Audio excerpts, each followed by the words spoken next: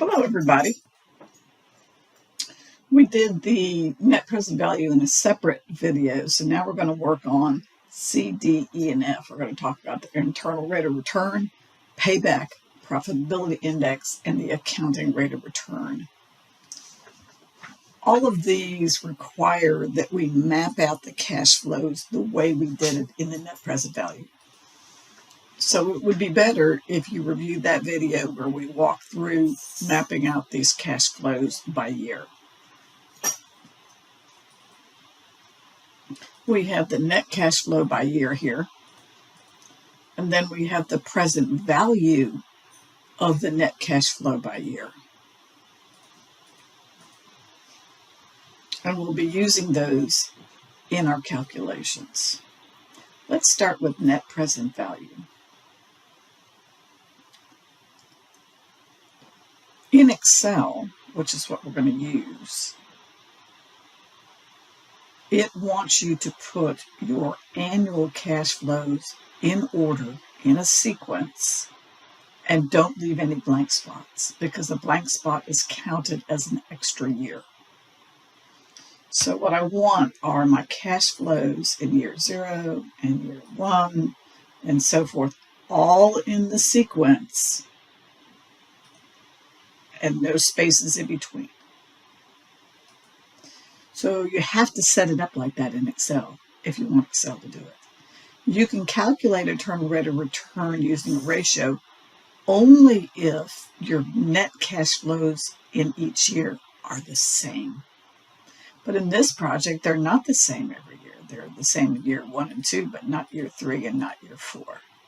So we can't use the formula, the simple formula that calculates the internal rate of return.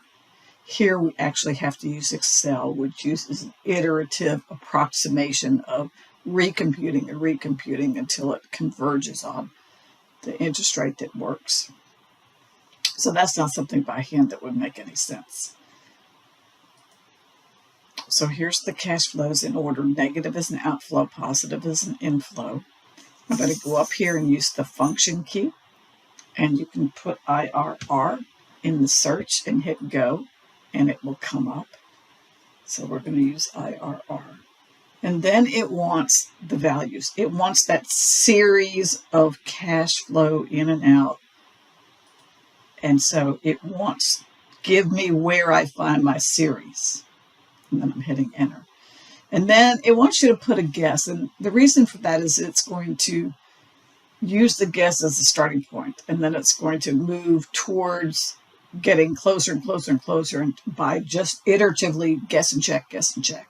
So I always put 0.1 in there. You can put anything you want, but if you put a really extreme value, it might take a lot longer for Excel to iteratively guess and check and guess and check and get close and close until it finally comes up with an interest rate that works.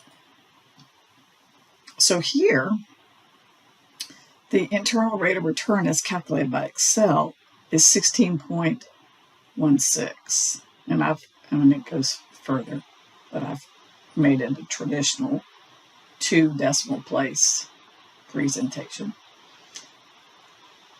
We expected, because we had a positive net present value at a 12%, we expected that the rate of return, the internal rate of return, the annualized rate of return, to be above 12% because we got a positive net present value. We just didn't know how far above 12% it is. Not super far above. It's not like this is 5 million or something. But we did expect it to be above 12%. If we did this calculation and we got below 12% and net present value was positive, we have an error somewhere, because they should look similar to each other in terms of a negative net present value should give you an IRR below 12, and a positive should give you an IRR above 12. So if you're not getting that, something's wrong with either net present value or IRR, because they use the same net cash flow in the calculation. And so you shouldn't be able to get an incongruent match between the two of those. Now, what about payback? Payback is where you keep track of the cash flow cumulatively. So let's put our annual cash flow in there. cumulatively, and you indicate how long does it take you to get your money back, your initial money back, payback. And that's usually a measure of risk, because the further out you get, the more difficult it is to predict the cash flows. So projects that have a great return or a great net present value, but it takes you 18 years to get there, are just inherently riskier than ones that get there in 3 years. So managers like to see payback period. It's just one of the many things they look at when they approve projects, because they may have a rule.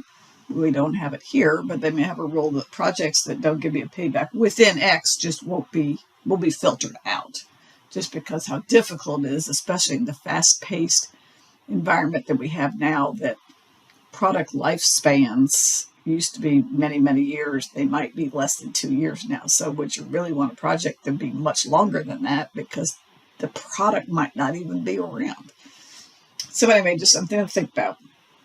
So if they ask for payback period, you would keep track of the cumulative cash flow. So year 0, it's negative. Year 1, you start with negative, but you can add in year 1, you'd have some positive cash flow. So at the end of the first year, your cumulative cash flow is the 367. What about the end of the second year? Well, your cumulative cash flow before that year's cash was that, and you add in that year's cash flow, now it's less negative. And you keep going like that until you hit 0, or you can keep going. We still haven't hit 0. So it takes at least 3 years plus. How much? So let's see if we got to 0. Somewhere during the 4th year, we get to 0. So how do we get the fraction of the year? It's going to be 3 years plus part of year 4. How much of year 4 does it take? And so to get the fraction of the year, we need the first 87,000 of the 353. So how much of year 3 will it take to get the 87,000 needed to get to payback, which is 0? And so we need 87,000 as a fraction of what's going to occur throughout the year. And so we take that as a fraction, and it looks like 0.25. And there may be some more things there, right? This is Excel rounded to 2 decimal places because I told it to round to 2 decimal places. So the payback period would be 3.25, 3 years, but it's a little bit more than 3 years. It's 87,000 more than 3 years. So we take that 87,000 as a fraction of year 4. Didn't take all of year 4, so it's 3 years and a fraction. Didn't take all of 4 years, so it's not 4 years. 3.25 would be the payback there. So then what about profitability index? So profitability index is a ratio of the present value of future cash flow over the initial investment. So just to circle back for a minute about when we were doing the net present value, we talked about how these 4 numbers here are the present value of future cash flow. That's not NPV. That's present value, PV, of future cash flow. The net part is present value of future cash flows, net of the initial investment.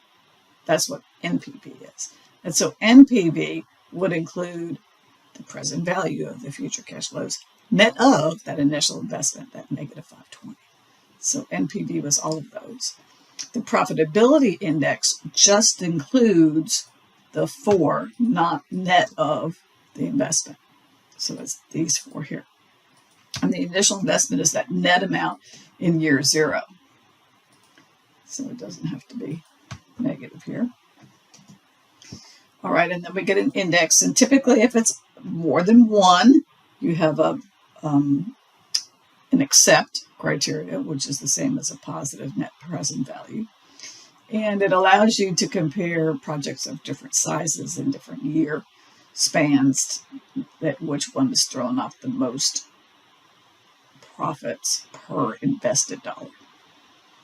So that's the use of the profitability index. So let's talk about accounting rate of return. Accounting rate of return is the only measure of these various measures of the attractability of a new project. This one doesn't use cash flows. it uses an accrual basis for profit, net income, or in our case, we're not using net income because we're ignoring taxes, so we're going to use income before taxes or operating income, which are also accrual-based profit measures.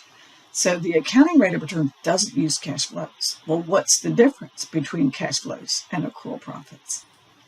This goes back to some cumulative learning that may have been a while ago for you. Accrual-based measures include revenues and expenses.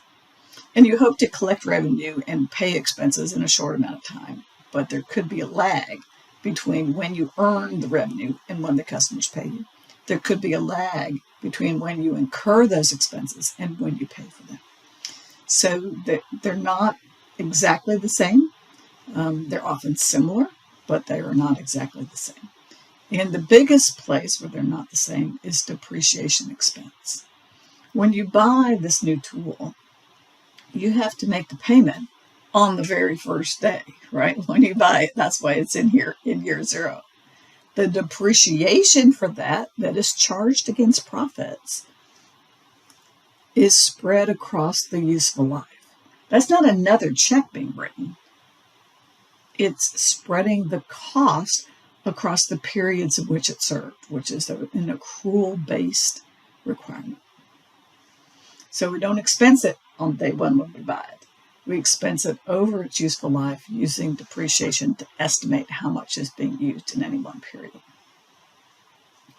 So to create accrual-based profits, we have sales and expenses.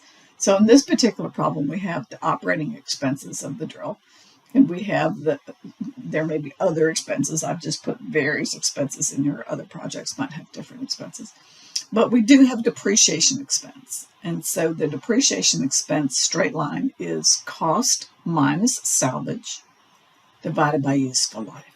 So we need to calculate that so we can get a profit measure, an accrual-based profit measure, to do this calculation, because cash flow is not what's used in this ratio. Another issue, there's two different ways to do this. One is to put the project investment amount as the denominator and calculate the ratio. The other is to do an average investment. Both of them are acceptable. For a testing environment, of course, you would use the ratio that your textbook uses, so be alert to that. So the accrual basis profits for this project. So we've got some incoming receipts, and since we don't have collections, we're going to assume that those are all collected. That those collections are the same as revenue.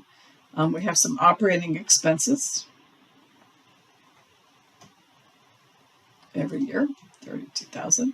And then I guess there's some other expenses, but we don't have any on this particular project, but there could be. But now we need depreciation expense. So what is depreciation expense? So depreciation expense is going to be the original cost minus the salvage value of that machine. And then that numerator is divided by 4, which is the useful life. So the depreciation expense, which must be subtracted out to get to profits, not subtracted out and getting to net cash flow because depreciation is not a payment. So income before taxes would be your revenues minus expenses, which would include depreciation expense. And we're ignoring income taxes for this particular problem, so we would use that $70,000 as the numerator. The denominator, if we were using the first version, we would take that net investment year 0. If we were doing average investment, we would take that net investment. We would add the salvage and then divide that by 2 to average over time what each year's investment is. So if your book uses the average investment, and some books wouldn't include salvage in here, so since there's a couple of versions of accounting rate of return, you want to be sure to be consistent with your textbook, or else you'll get a result that you've made an error when in fact you've calculated one of the legitimate versions of this metric. It's expressed as a percent. I've taken it to 2 decimal places. Of course, you can take it to however many decimal places you want to have it. All right.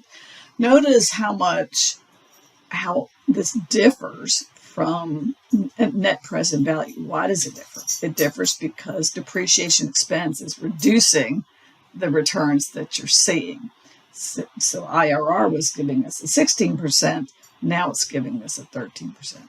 We do get a much higher accounting rate of return if we take the average investment, because that investment of $520,000 doesn't stay at $520,000, because after year 1 we started to get some returns, right? Look at your payback. We started to get some returns. So the investment in the initial year is $520, but then the investment's $367, then the investment's $214, right? So the amount you have invested in the project, if you count the cash that's coming back during the project life, is not as great. So that's why some people like the other version of this metric.